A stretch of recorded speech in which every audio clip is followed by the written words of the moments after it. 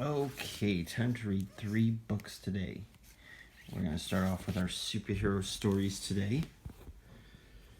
So, let me get my cords untangled. Or more tangled. And more tangled. There we go. Okay, so we are going to read. So we read Daybreak.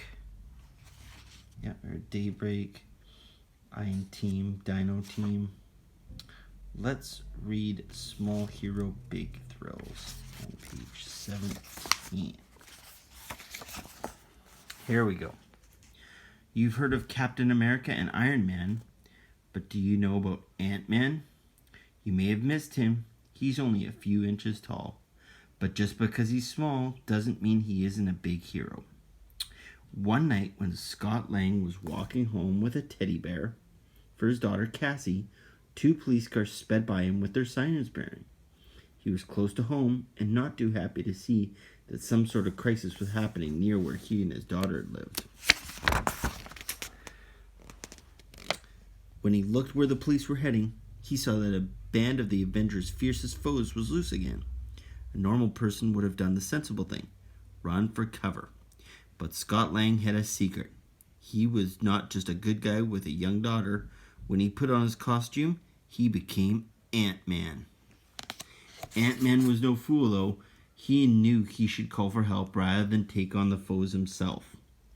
He pulled out his phone and called the Avengers Tower to report the attack. The Avengers were on their way. Phew, Ant-Man thought. But just as he started to relax, the supervillains were on their way. I can't just let them go, he thought. I've got to do something. Even if the Avengers aren't here yet. So who are these 3 guys? Who's this guy? That's right, Captain America. And we know who this guy is. This guy is Ant-Man. That's right. And this is Iron Man. That's right. Okay. When Scott thought about Cassie being so close, he got angry. No, he thought, I won't allow those bullies to get away. Knowing the Avengers would be there soon, Ant-Man jumped into action. All he had to do was slow down the villains until the Avengers arrived, and then the superheroes would help. Ant-Man started with Batroc, a martial arts expert sporting a tacky gold and purple suit. Even supervillains should dress sharp. After Batroc, Ant-Man took aim at the biggest villain of the bunch, a giant head with tiny arms and legs, called MODOK. This time, he called out to his flying insect friends, and mounted a full assault right at MODOK's eye. Nothing can beat the swarm. And just as the other foes were going to turn on Ant-Man, some of the Avengers arrived. With the Avengers' help, none of the sinister villains would go free. Ant-Man might not have been as strong as Hulk, or as fast as Thor, or even as cool gadgets as Iron Man did, but he sure was as useful as they and some of the other Avengers tracked down the rest of the villains. While the Avengers were going after the other bad guys, Ant-Man surprisingly was best suited to take on Ultron by himself. The other Avengers couldn't crack Ultron's sturdy armor, but the tiniest hero didn't even have to try. He simply sent his flying ants into Ultron's mouth and asked them to start pulling on every wire they could find inside. Ultron never stood a chance. Hawkeye found Baron von Stucker and Artem Zola in a nearby warehouse. Hey, Ant-Man, Hawkeye called. I've got an idea. Do you want to help? You bet, Hawkeye. As Hawkeye fired his arrow at the 2 villains, neither of them suspected that another superhero was sitting on the end of it. In your face, evildoers, Ant-Man shouted. They never knew what or who hit them. Black Widow tracked AIM agents to a lab, but the door was locked. She asked Ant-Man for assistance. Together, they were able to get inside the lab quickly and quietly and spring a big surprise on the would-be world conquerors. Great work, Ant-Man, Black Widow said. Much to Iron Man's surprise, the Crimson Dynamo had upgraded his armor. Even Iron Man, the Iron Man, needed a little help from Ant-Man. Talk about leveling up. As the day came to an end, Ant-Man had many friends with the Avengers.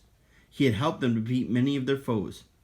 Iron Man asked whether Ant-Man wanted to go with them to fight other villains, but was surprised when Ant-Man said, "Thanks a lot, Iron Man, but I'm going to pass on this one." Iron Man asked, "Why is that? You have bigger villains to catch?" Ant-Man laughed at Iron Man's friendly question. As totally awesome as it was to help the Avengers save the city, and it was awesome, Ant-Man had something more important to do than play hero. "It must be pretty important," said Captain America. "Not it, Cap," said Ant-Man. "She. My daughter is at home waiting for me. And I've got a teddy bear to deliver." With his costume put away, Scott Lang was just Scott Lang again. Being a superhero was important, but being a great dad was even more important. Cassie was thrilled to see her dad when he arrived, and he even happier to see her new teddy bear. She gave her dad the biggest hug ever. "Now I feel like a hero," thought Scott. What a good story, right? It's good to be a good parent. Do you guys have good parents? I think you might. Make sure you let your mom and dad know that you care about them and that you love them. Let them know that they're doing a good job. Okay, time to read Alice in Wonderland. So, we read the chapter where she drank, right? Drank me. And then she followed the rabbit. And then she was up to her chin in salt water. Because what was the salt water, guys? Do you remember what it was? What was the water that she was in? It was her tears. That's right. You guys are listening. Good. And she swam with the mouse. And then there were other animals in there. So now we're on to chapter 3. A caucus race and a long tail. How long is this chapter? Oh, it's not long. It's like 10 pages. Okay.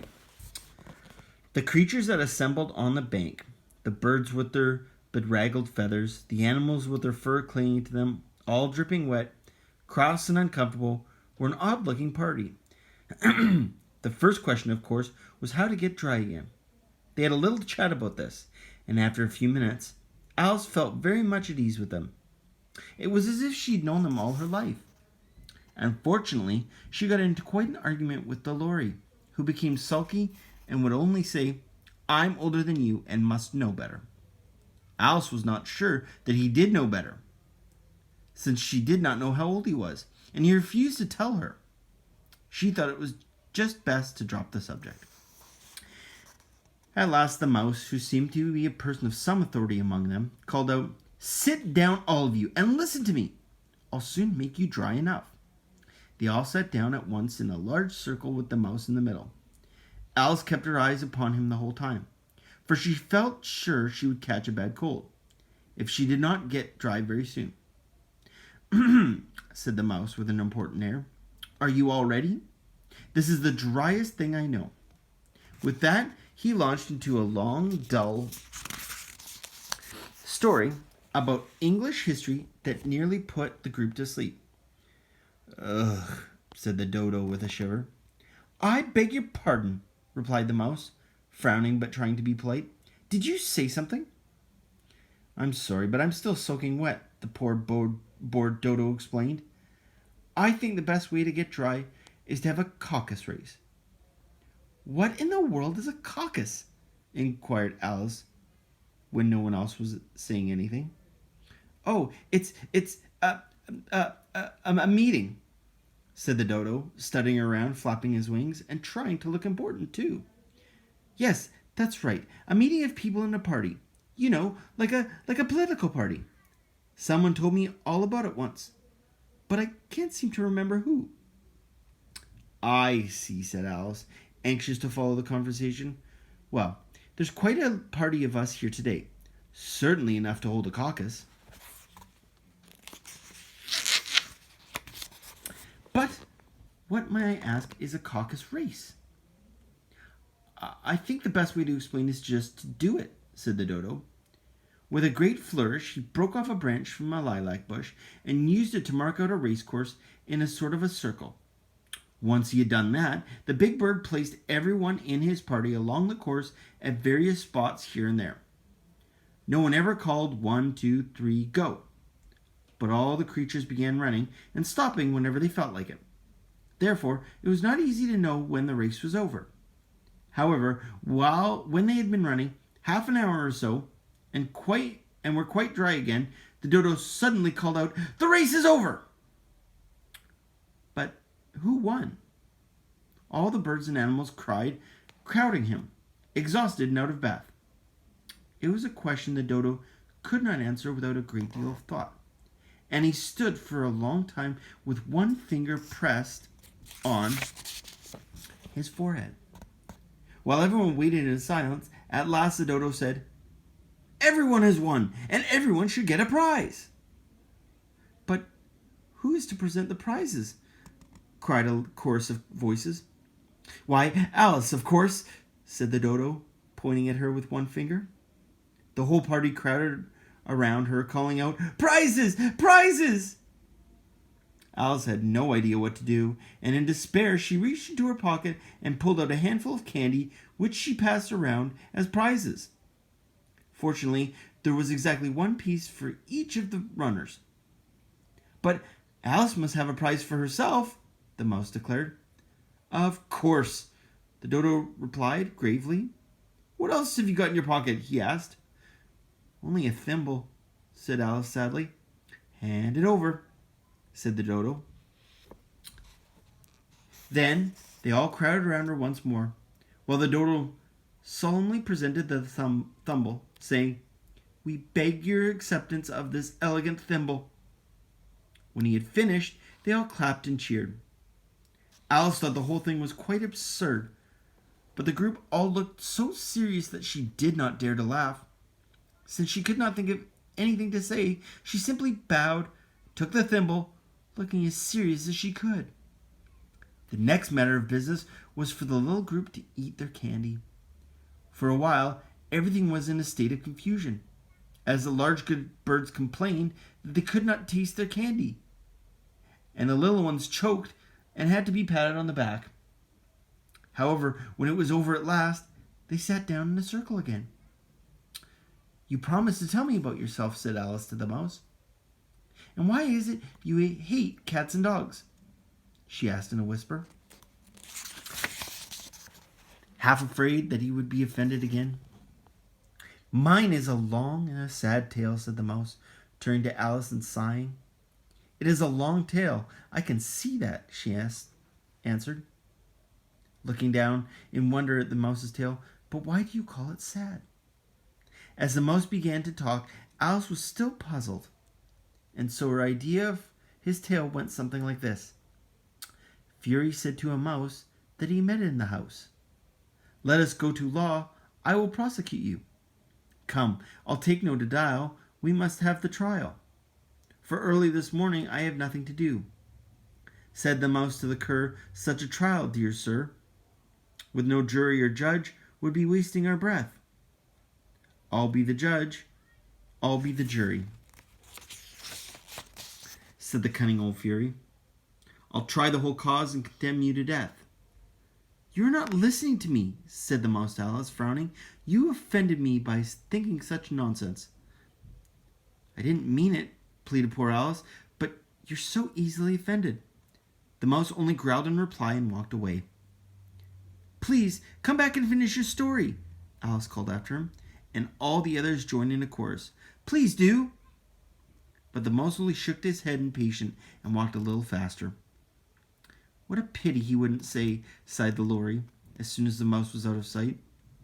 An old crab took the opportunity to say to her daughter, "Now, my dear, let this be a lesson to you never to lose your temper." "Hold your tongue, Ma," said the young crab a little snappishly.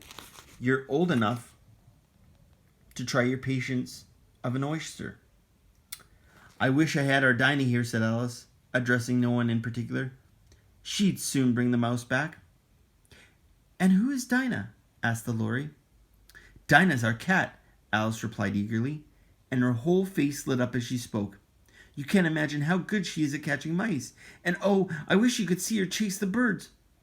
Why, she'd just as soon eat a little bird as look at it." The speech caused quite a sensation among the assembled party. Some of the birds fluttered their wings nervously and hurried off at once. "I must be getting home," said one old magpie, as she got her belongings together. "The night air is hard on my throat." A canary called to her children in a trembling voice, "Come on, everyone. It's high time you were in bed." Giving everyone excuses, all the creatures moved on and left Alice alone. "Oh, I wish I hadn't mentioned Dinah," she said to herself sadly. "No one seems to like her down here, and I'm sure she's the best cat in the world. Oh, my dear Dinah, I wonder if I should ever see you again." Here poor Alice sat down on a tree stump and began to cry. In a little while, however, she heard the pitter-patter of footsteps in the distance. She looked up expectantly, hoping that the mouse had changed his mind and was coming back to finish his story. There we go. So now we're done 2 books, and our last book is about mice. It's called The Rescuers. It's an old movie that Mommy and Daddy know about. Let's see if we can pound this one out. The Rescue Aid Society were having a meeting. Mice members had come from all over the world. "We help anyone, anywhere," they all said. "Someone needs our help now," said Chairman Mouse. "We found a bottle in the river. There's a note in it." Bernard the janitor got the note out. The mice stood around the corner. The paper was so wet that the words were hard to read. But Bianca was a very smart mouse. She read the note out loud. "Dear Morningside Orphanage, I'm in terrible trouble. Please hurry. Help! Penny." "Oh, that poor little girl," said the mice. "Who will go and rescue Penny?" said the chairman. "I will," said Bianca. "You can't go all by yourself," cried the chairman. Bianca thought a moment. "I'll take Bernard with me," she said. "We'll make a great team." Bernard was surprised. "Gosh, Mrs. Bianca," he said. "Thanks." Bernard and Bianca did not know where Penny was, but they did know where Morningside Orphanage was. They decided to go there. The night was dark and rainy. How could they get inside? At last they found an open window. They stood on the windowsill and peeked into the children's room. All the children were fast asleep. The rescuers crept inside to have a look around. Bianca pointed to a closet. "Let's look in here," she whispered. Inside the closet, the mice saw a big box full of Penny's things, but they did not see Rufus the cat sleeping beside the box. "Now we're getting somewhere," said Bernard. "At least we know Penny used to live here." "Shh," said Bianca. "Don't talk so loud." Bianca was too late. All of a sudden, Rufus woke up. Bernard and Bianca got ready to run. "Oh, you don't have to worry about me," said Rufus. "I'm too old to chase after mice." "We're looking for Penny," said Bianca. "She's in terrible danger." "Can you tell us where she is?" asked Bernard. "I'm the only one who knows where she is," said Rufus. "But no one has ever asked me." Rufus told the mice how Penny disappeared one night. A woman named Medusa had come to the orphanage with a man called Scoops. They kidnapped Penny. "They said they were taking her to look for diamonds in Devil's Bayou," said Rufus. "Devil's Bayou?" cried Bernard. "How will we ever get there?" "Don't worry, darling," said Bianca. "We'll fly." Early the next morning, Bernard and Bianca rushed to the airport. Captain Orville of Albatross Airlines was just coming in for a bumpy landing. "Flight 13 to Devil's Bayou takes off in 5 minutes, says the captain. 13 is not my lucky number, says Bernard. "Let's take the train." "Nonsense," said Bianca. "We don't have time." Bernard and Bianca climbed aboard. "Fasten your seatbelts," said the captain. Then Captain Orville began to run. Up, up they flew. "I love flying," said Bianca. Bernard did not love flying. He was scared. But he soon settled down for the long trip to Devil's Bayou. 2 days later, Snoops and Medusa were looking at their stolen jewels on an old boat in Devil's Bayou. "We have enough diamonds already," Medusa said. Scoops. "Let's get out of this creepy place." "Are you crazy?" shouted Medusa. "We can't leave until Penny finds the Devil's Eye diamond. It's the biggest diamond in the world. I want it." Scoops and Medusa didn't see Penny tiptoe right out the door. By the time Medusa stopped shouting, Penny was gone. Medusa was so angry she gave Snoops a whack on the head. "I told you to keep your eye on that kid," she said. Medusa called to her pet crocodiles, "Brutus, Nero, bring Penny back." Medusa ran outside and jumped into her swampmobile. She started the engine and it began to sputter. "I will look for Penny myself," said Medusa as she zoomed away. Just at that moment, Captain Orville flew over Devil's Bayou. Bernard and Bianca held on tight. The albatross landed in the swamp with a bump. The rescuers thanked the captain. Then they went to meet the swamp folks, Luke, Ellie Mae, and Evanrude. "We came here to rescue a girl named Penny," said Bianca. "Do you know where she is?" "She's on the old riverboat," said Ellie Mae. "But you'll never get her away from Medusa. Every time the little girl runs off, Medusa sends those crocodiles after her." "Here they come now," said Luke. Bernard and Bianca hid in the grass. They saw Brutus and Nero carrying Penny and her teddy back to the riverboat. "We must follow them," said Bianca. "I can take you," said Evanrude. Bernard and Bianca got into Evanrude's boat. Bzzz, bzzz. Evanrude flapped his wings. "Good luck with the rescue," said Ellie Mae, as Bernard and Bianca buzzed away. When the crocodiles brought Penny back to the boat, Medusa snatched Penny's teddy bear. "I won't give him back until you find the Devil's Eye diamond for me," shouted Medusa. "I've looked all over the cave," said Penny. "I can't find that diamond anywhere." "You'll find it tomorrow," said Medusa, "or you'll never see your teddy bear again." The rescuers waited until Medusa was gone. Then they jumped onto Penny's windowsill. Penny was very surprised to see the 2 mice. "We've come to rescue you," they said. "Follow us. We'll get away in the swampmobile." But Penny didn't want to go without her teddy bear, so Bernard and Bianca hid in her room. "We'll help you find the diamond," they said. The next morning, Medusa and Snoops led Penny into the swamp. They took her to the black hole to look for the Devil's Eye diamond. Penny held onto a long rope, and Snoops and Medusa dropped her into a deep hole.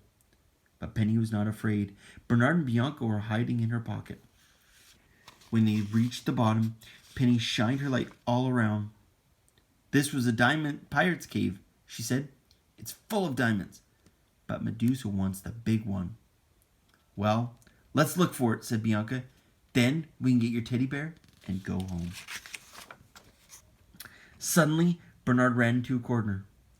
He saw some old pirate bones, and he saw something big and shiny. I think I found it," cried Bernard.